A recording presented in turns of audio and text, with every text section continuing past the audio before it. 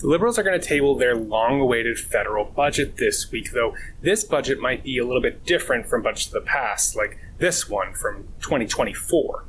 This is the first under Prime Minister Mark Carney, and it lands in the middle of a trade war with the United States. Carney says he wants to pivot Canada's economy away from the United States to be less reliant on our largest trading partner, and this budget is likely to show how he wants to do that.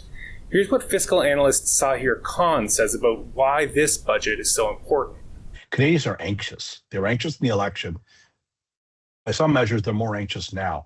So for this budget, the Prime Minister and the Finance Minister have to respond to that anxiety. And a lot of that, was initially just about sovereignty, but now it's about, cost of living and is my job safe? Carney has billed this budget as a plan to spend less but invest more.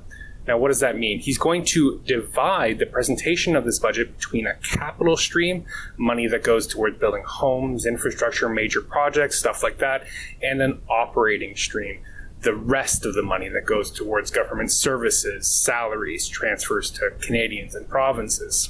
You might have heard some concern about the size of the deficit in the upcoming budget. Now, that's the total amount of money that's added to Canada's total debt in a given year.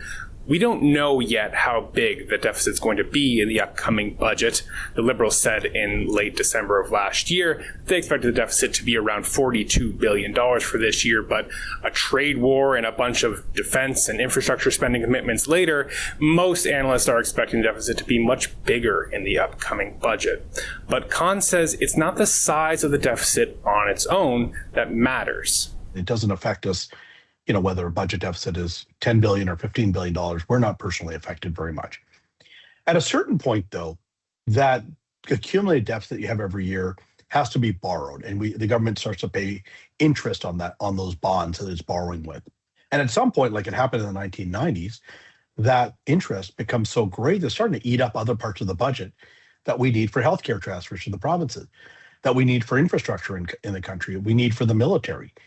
So you can actually start to crowd out all that spending if your debt starts to go too big.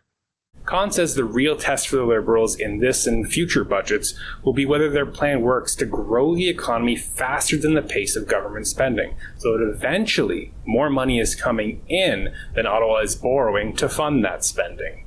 If Carney can achieve that, then Canada will eventually be on pace to pay down its debts, and we'll get a better sense of his plan to do so in Tuesday's budget.